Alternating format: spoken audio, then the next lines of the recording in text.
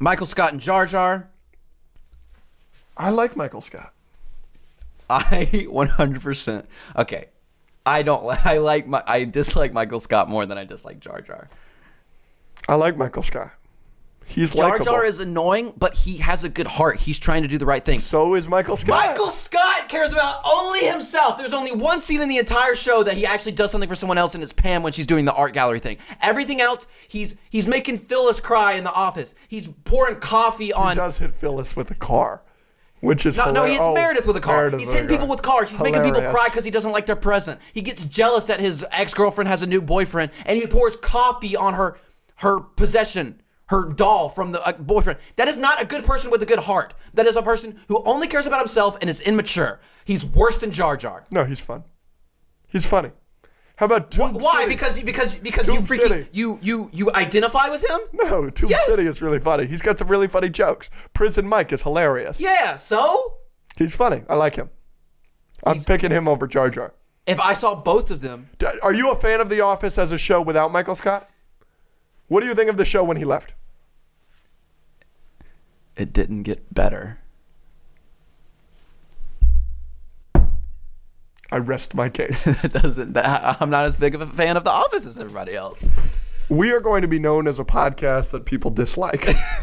Because as many times as you say that people dislike my takes, you have a take like Michael Scott sucks and Deathly Hallows Part 2 is not good. Listen, I'm gonna. And Shang-Chi is good. If For I was- whatever if reason I was you a- think Shang-Chi is good. If I was in a room with Michael Scott and Jar Jar, and I had 2 bullets, I would shoot Michael Scott twice. Okay? That's a hilarious joke. You don't think God, is hilarious? I'm not saying there's no funny jokes in the thing. I'm also saying Michael Scott can be funny occasionally, but a So lot you of it, laugh at him. You laugh at him occasionally? occasionally. Name one joke that you laugh at for Jar Jar.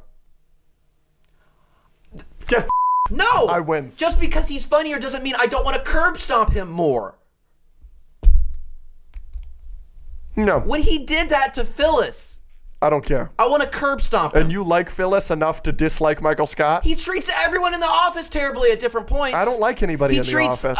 So I like all of them because I don't like any of them. So You don't like Jim. You don't like Pam. What's wrong with Stanley? With Stanley's hilarious. I do like Stanley. Oscar? With Kevin? But some of their best bits are brought out from Michael Scott.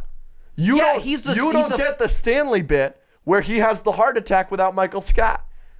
You don't get the bit where he calls him a freaking None of this. where You're he only roasts talking him. about the comedy, and I understand you're that. fat and your heart sucks. That's hilarious. It's the whole scene where he's boom roasted. That was all great. Great. But it's also a testament to how weak of a person he is because he can't handle anyone roasting him. I will- He has to come in and make fun of everybody else because he's a weak person. I will- He set up the roast of himself. Everyone did what he wanted, and then he has to come in and make everyone else feel bad because he can't handle it. How are He needs to be curb stomped. How are any of these actions worse than Jar Jar Binks single-handedly being responsible for the downfall of the Republic and all the Jedi?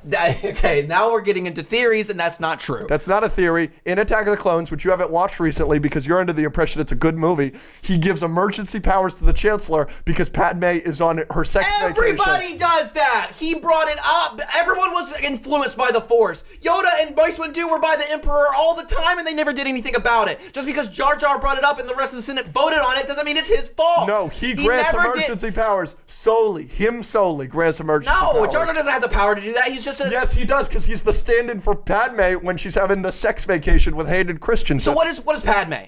What was she? She was a senator. Yes.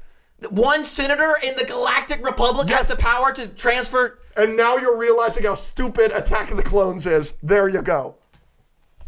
That is a real thing. That a stand-in can grant emergency powers from one senator. Yep. Isn't that dumb? That's George Lucas for you. Jar Jar gets voted on to the next one. If he votes on Michael Scott, I'm going to be furious. I say we flip a coin. Okay. We don't... All right, hold on. Flip a coin. Call it. Heads. Damn it. All right, Michael Scott moves on. Say Michael Scott is a bad person. Michael Scott is a bad person. Okay, I'm going to put Jar Jar Binks forward. just because I think the debate between Umbridge and Jar Jar will be more interesting than Michael Scott and Umbridge, because you're not even going to think about it if it's Michael Scott in the finals. You're right. So I'm going to put Jar Jar forward, even though I don't agree. You're right. Michael Scott's a bad person, but that's what makes him endearing and what makes him likable. Obviously, It's Always Sunny in Philadelphia. I haven't watched too much of this show, but that show, those are the worst people ever. But I love watching them because they're such idiots. Jar Jar did not give emergency powers to the Chancellor in the Senate. What he did was introduce the resolution to do so, and then the Senate voted to give those powers to the Chancellor. Suck my balls, the left one and the right one, and my penis. And try to do it all at once, because that's what you deserve. You almost just cursed shove there. it all in your mouth. You almost cursed there.